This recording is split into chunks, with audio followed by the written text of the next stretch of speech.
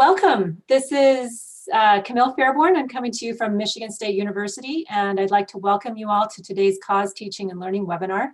Today, we're pleased to be joined by Dr. Neil Hatfield and a group of 5 Penn State undergraduate statistics and data science students who have been working to develop shiny apps for teaching statistical concepts. We first highlighted their Book of Apps for Statistics Teaching, or BOAST, project back in a teaching and learning webinar in January of 2019. So we're glad to have you all back to give us an update and show us the new things that you've put together. So this is our first time using Zoom as our webinar platform for this series of webinars. So our instructions for the attendees are just a little bit different. As usual, this webinar is being recorded and the recording will be made available on the Cause website and YouTube channel. All the listeners will be muted throughout the webinar, and at the bottom of your screen, you will see both a Q&A option and a chat option. So please type any questions you have for the presenters into the Q&A box, and we'll ask those questions to the presenters at the end of their presentation. And then if you're having any technical difficulties, please use the chat box to communicate with webinar organizers, and we'll try to help you behind the scenes. So at this point, I'll turn things over to our presenters. Neil, go ahead. All right, so I'm going to go ahead and share some slides with you all. As Camille pointed out, I'm Neil Hatfield. I'm at Pennsylvania State University, and I'm joined today with 5 of our undergraduate students, Leah, Xigang, Gonghao, Ethan, and Primo. Before we go any further, I do want to give a shout out to 2 other Penn State faculty members, Dr. Dennis Pearl and Dr. Matt Beckman. They've both been helping out with the Shiny Apps program and are huge resources in making sure that this project runs well. I also want to give out a shout out to Robert Carey. He is our tech guru in the behind the scenes aspect of the BOAST project and also with Cause. If you are familiar with BOAST, this slide will be a little bit of redundant information, but if you are new, BOAST is the Book of Apps for Statistics Teaching. It's really just a collection of shiny apps built in the R programming language, meant to really support students in developing productive meanings for ideas in statistics. We do cover both introductory and upper division courses, so we have quite a nice variety of apps that people can use. As part of the program, every summer we get about 10 students to join in, and they follow us into the fall with a seminar course, and they're the ones who really do build the apps. This highlights some of the key differences between BOAST and other programs where we have students building apps for other students. Another key difference is that we really do focus on making sure that our apps are accessible to a wide variety of students. Some other things that are differences, we do look at mobile friendliness of our apps. We have adopted a style guide, and we connect our apps to research both in the development and afterwards, conducting research on those apps and with those apps. Here are our 2020 students. The top row are the 5 students who are with us today. The lower row are our 5 students who could not join us today. But these are the 10 students who've worked with us throughout the summer and this fall to really create apps this year. So I do want to talk about some participant outcomes. I will leave the requirements to you to peruse on your own. The slides are available. The outcomes that our participants get from working in this program include enhancing their Shiny app skills and R coding skills, getting to experience working with a version control system, particularly GitHub, enhancing their own statistical understandings, as well as the opportunity to engage in research. Something new that happened this summer was the ability to practice working with a style guide that might be fitting within an organization, so that there was actually rules that they had to adhere to as they programmed. So this is an update. And so I do want to talk about some of the new things that happened this year. This summer, one of the things we unveiled was the BOAST Utils package, and there's a GitHub link there so you can go investigate it. The BOAST Util package contains a bunch of functions that Bob has created to help make lives easier, such as the render icon function for creating the appropriate scoring marks, correct, partial, or incorrect. One of the other functions that's in the BOAST Utils package is the BOAST app. Now, if you've built a Shiny app before, you may be familiar with the Shiny app function. The BOAST app takes the Shiny App function and goes a few steps further. This includes the ability to import an HTML template file that helps with accessibility issues, as well as importing our official CSS file. But it also primes the app and auto creates a bunch of learning locker calls through the rlocker package. These calls allow us to create log files anonymously that will assist in our educational research endeavors of the apps. Some other new things that happened this summer include the first BOAST style guide, which is available on our GitHub. This fall, we added a few new aspects, including user feedback buttons. So now our apps come with a little comment icon in the header that each user can go click on, and they'll be taken to an anonymous survey where they can give us feedback on the app and their experience with it. We also are looking at a new app template, including customized description and README files, a revised set of sample apps. I'm working on building a brand new version of the style guide that is also a how-to build Shiny apps. And then we're also looking at the BOAST widgets package, which is where we're going to take the module aspect of Shiny and start sticking these modules in there so that we don't have to constantly recode and recreate different things like a tic-tac-toe game. Rather, we can call the tic-tac-toe game from this BOAST widgets package and be good to go. The other thing that we're working on is an instructor's app so that all of you don't have to dig through each and every app within the book, but rather you can come to the instructor's app, see all the apps and all the chapters, and learn things about their purposes, their learning outcomes, and other information about them. So without much further ado, I'm going to give you this slide here for the BOAST website and GitHub and the types of apps that we have. Again, these slides are available for you to look at after the presentation. And now we're going to turn to the big thing that we're here for, which is to have the 5 students with me today talk about their apps. So we are going to get started with Leah, and she's going to show us the tree diagram app. So as you were just told, I'm Leah. I'm talking about this app for tree diagrams, which I developed. Its main purpose is to allow students to explore both learning to create tree diagrams and use them in context. So the app takes a real approach of basically progressing level by level to teach students to work with tree diagrams. It starts with the Explorer page, which you see on the screen here. Note that what I mean by tree diagram is also demonstrated on this page if you aren't sure what I was referring to.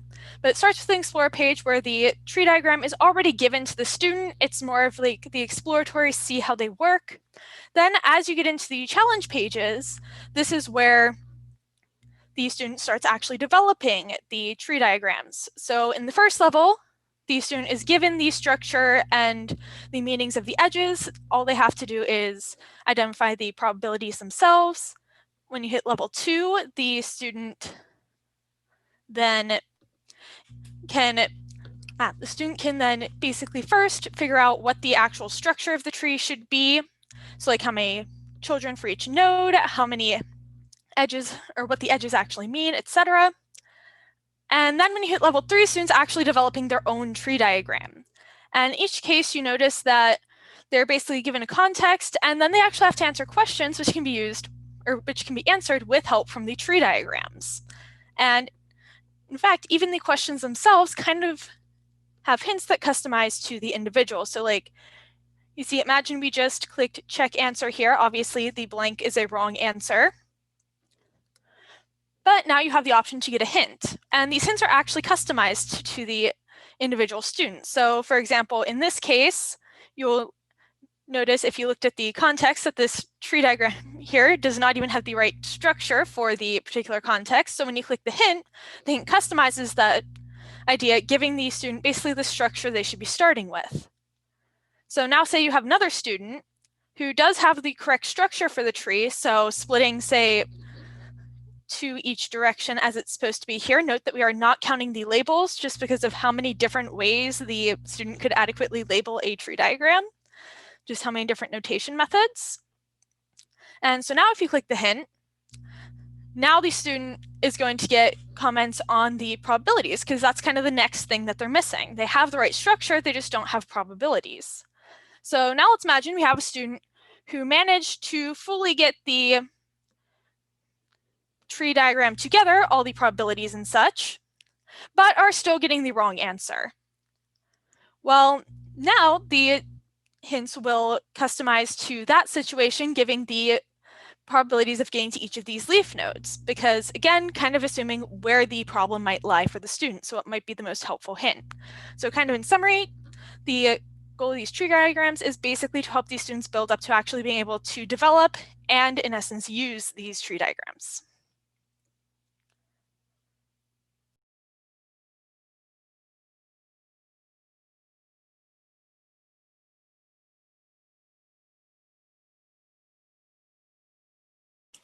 So hi everyone, my name is Xigang, and my Shiny app is about regression, especially the collinearity problem and variation inflation factor, aka VIF. So when I was learning regression, I just manually check the collinearity, and when the VIF score larger than 5, delete it. So it inspired me that I should focusing on explore more about the collinearity problem instead of just let the student delete every variable when its VIF score larger than 5. So here's my explore page. I currently provide 3 real data sets, and it can be interactive by the students because it can show up them. If I click the air temperature with temperature, it will first show the scatter plot matrix. And if we switch into the VF table, it will show that it must have the multicollinearity problem. But within adding more variables and delete the temperature, ta-da, there will be no more collinearity problem. And we can double check that with another table, especially with the coefficient index. Let me show you another data set. And this data set is from the Sesame Street data set, and it's evaluate the influence of the Sesame Street TV series on the young children. So if we click pre-number, age, pre-formal skills, it will still show the scatter plot matrix and VIF table. And this time, none of these have the collinearity problem. So this app will help the student to detect which variable will cause the collinearity problem. Maybe without this app, students may think the pre-number and the pre-formal, they are the same thing. And back to our DC bag, they may think air temperature and temperature are different things. They will keep that, and that causing the collinearity problem. So my idea for the student is that I would like them know which specific variable will causing the collinearity problem. And with add or delete more variables, the results may vary or change. And I would like them to connect with the scatter plot and with ANOVA table instead of just let students manually delete all the VIF score larger than 5. I don't want them to know how to do it. I want them why to do it. That's all. Thank you for your listening.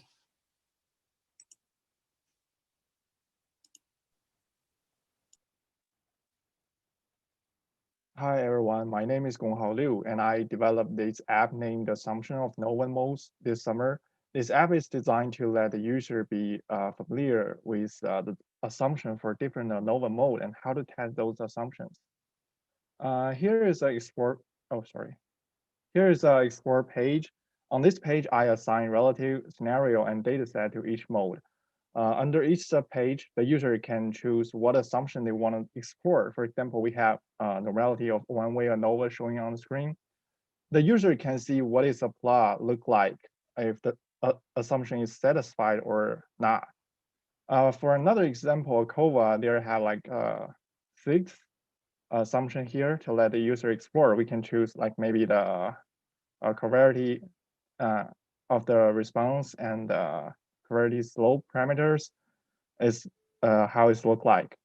And the next page is a drag and drop game. Under each subpage for a different mode, the user need to drag the assumption from the left bar to the right bar. We can do it, random do it like this.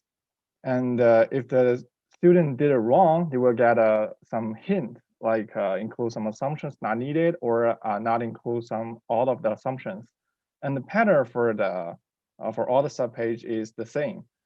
And the last page is a multiple choice game. Under each subpage, the user need to choose a plot which violate the assumption. For example, here we should choose like plot B. For another example, like linearity, the plot look like this. In addition, all those data set was dynamic, so the plot will look different when you refresh the page.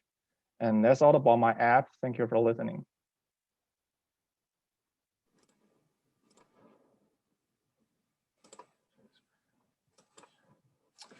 Hello, my name is Ethan Wright, and whenever I started learning about machine learning recently, one thing that I kind of took for granted was how much to put, what proportion to put in the training versus the testing data set.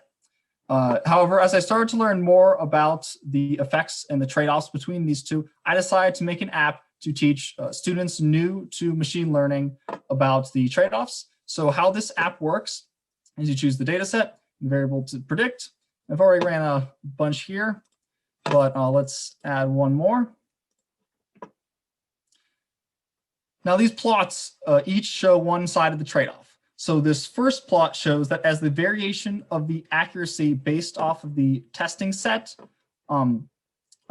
whenever that gets large, the proportion in the training set is getting significantly larger. And the reason for that is simply that now the proportion in the testing set is very small, allowing for a higher degree of random things to occur, causing increased variation. But on the other hand, the advantage of having a high proportion in the training set is obviously that the accuracy increases, as we can see here. The mean percentage of the correct predictions, which is just all of these values averaged over here, is shown to be improving. Now let's look at a similar example, except this one being quantitative. And let's run it with ridge regression. Run a couple of these. And as can be seen, once again, the variation of the accuracy based off of the testing set is much higher as the proportion of the training set is large and therefore the testing set small. And on the other hand, the accuracy is increasing. Obviously, it appears to be going down, but only because this is the mean of the mean squared error. And so the lower the better. And that's just the way that this app shows the trade-off between a high proportion in the training set versus the lower proportion in the training set.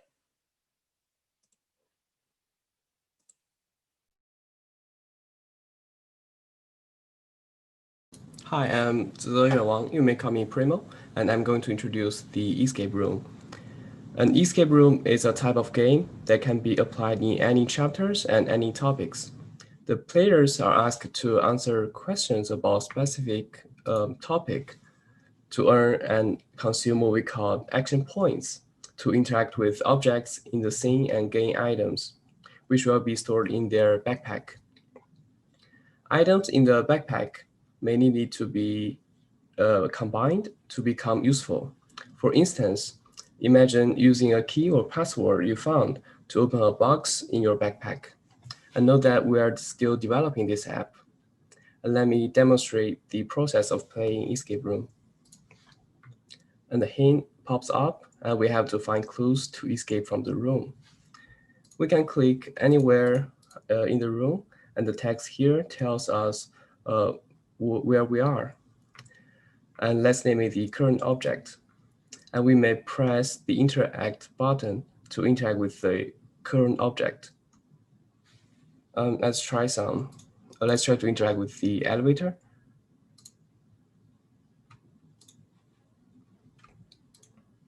It says you need a key or password to interact with this scene.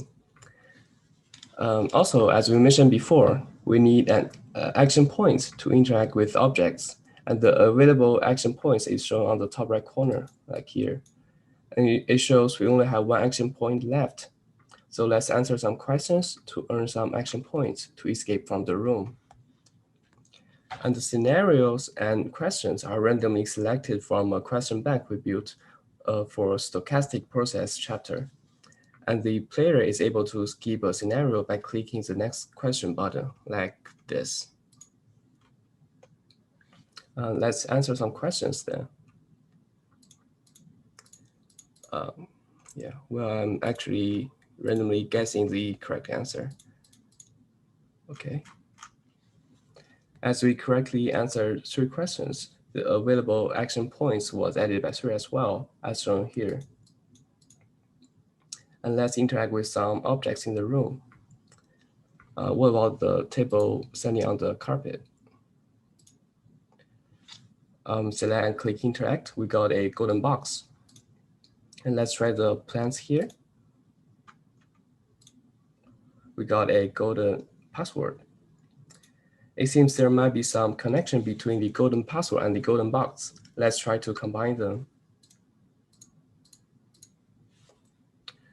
We received the elevator key. And with the elevator key, we should be able to have access to the elevator. Let's try. Congratulations, we have successfully escaped from the room. And that's it for the escape room.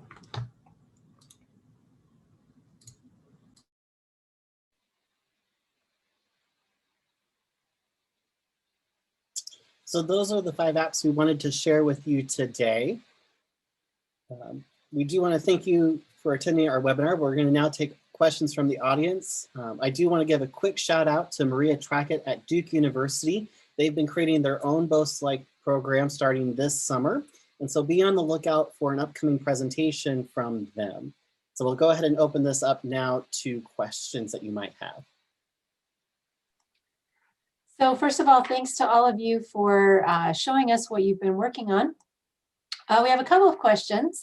The first one is a 2-part question. One is, suppose we already teach a course in data analysis, how much room in the curriculum or how many hours would we require to on average to effectively teach students how to create a Shiny app?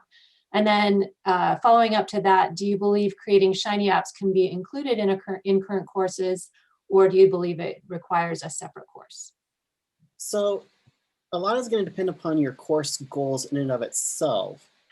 I wouldn't necessarily think about using, like, teaching the whole act of building a Shiny app when you're trying to do something like an introductory stats course or even regression or ANOVA. Rather, you can use the apps that we've created in the BOAST set to help you supplement those teaching. If you want to create a course to actually create students to teach these, you could definitely do it as part like a seminar course. So the way that we have this set up is the students are hired in the summer full-time to work full-time on building these apps, and having the style guide has really helped with improving the code quality. And then in the fall, they take a 1 credit hour seminar course with us. And so that's kind of the best answer I can give to that particular pair of questions.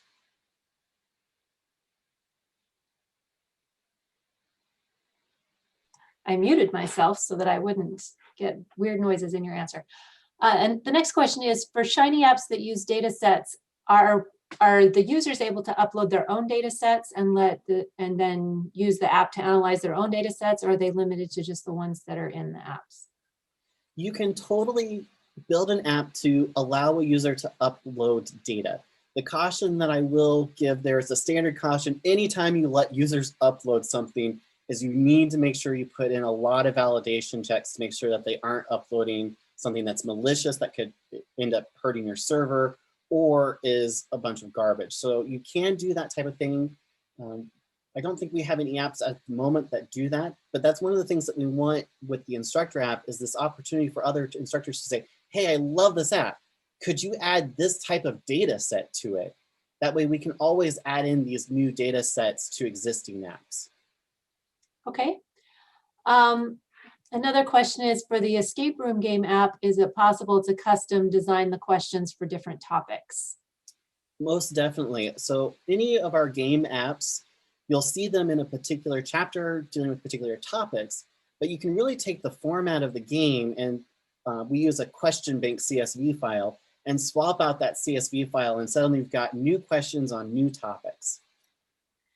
So, you know, my question here, as I'm thinking about this as an instructor, is, you know, you've got these apps there. If I wanted to use a variation of them, are they available on GitHub? I could go and grab the code and then just make my own version of it and host it on my own Shiny server.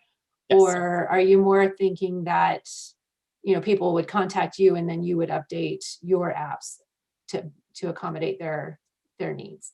We can definitely do sort of both ends of the spectrum. We do have the public GitHub repository, so you can come in, you can contribute code to that if you would like. You can fork our repository and create your own. So the ability to move things along with that is definitely there. But if you also say, I don't really want to go through all the hassle of trying to do that, or I don't have access to a server that can host Shiny apps, but I'd love to use this, but we want maybe the suggestion, reach out to us. So on the slide that I'm displaying, we do have that email address, boast-project@psu.edu. Send us an email and that will come to us faculty members, and we can engage in dialogue with you for trying to help build an app or help you even start up your own program. Okay. What level of R proficiency do you think is required for to comfortably design and build a Shiny app? So this one can be a little bit tricky because our students did come in with a variety of R proficiencies. I would definitely say if they're starting with essentially no R experience, have them go through like a data camp course of basics of R, and I believe there's even a basic Shiny data camp course that we did send our students through as well. That way they've got some fluency and there's some awareness there. One of the things that I'm planning to do with the new version of the style guide is it really is a how-to. And so it steps students through, how do you think about designing from the get-go? What's the idea? How to sketch things out, and then going in through coding steps and the different elements there. So depending on what level of support you can give, that's going to allow you to start with a lower proficiency in R. If you are not going to give a lot of support, then you probably want a much higher proficiency of R for the students. Okay. And then these last two questions I've got here are, I think, a little bit related. One asks, is there a cost associated with using these apps in our curriculum to help aid in student learning? And then do you have any suggestions in motivating students in an introductory course to actually engage with an app? So Dennis Pearl would be a great person to really talk to about motivating students. I know he's used 10, 12 apps this semester with his Stats 100 course, and the students have been working with those pretty well. In fact, they've been giving us feedback throughout the semester on the apps they've been working with. But a lot of times, if you sort of incorporate the app, one of the things in the instructor apps is we'd like to link in any lesson plans to help you with that motivation piece. But usually just that novelty of a web app with pictures and activities for them really does help motivate the students. In terms of the cost associated with using our apps, I believe, and unfortunately don't quote me again, Dennis will be a much better answer for this question. We aren't charging anyone for using these apps through the BOAST website. Okay, so the BOAST website's free. The code is up available on GitHub for anybody that wants to adapt it themselves. And there is the BOAST website that has all of the Shiny apps on it. And Dennis is telling me in the chats here that there's about 60 apps that are available now, and about 15 of them have associated lesson plans. So I was thinking with the cost of just like, what's the cost of teaching time? But now I realize that was a cost of actual physical dollars. So that was my misunderstanding there. All right, our time's just about up. I want to thank Neil and his team of students for showing us their apps and letting us know the kinds of things that are possible. And I want to let all of you know that we do have some other webinars scheduled coming up in the new year. And so please keep your eye on the cause website and register for those websites as those announcements get posted.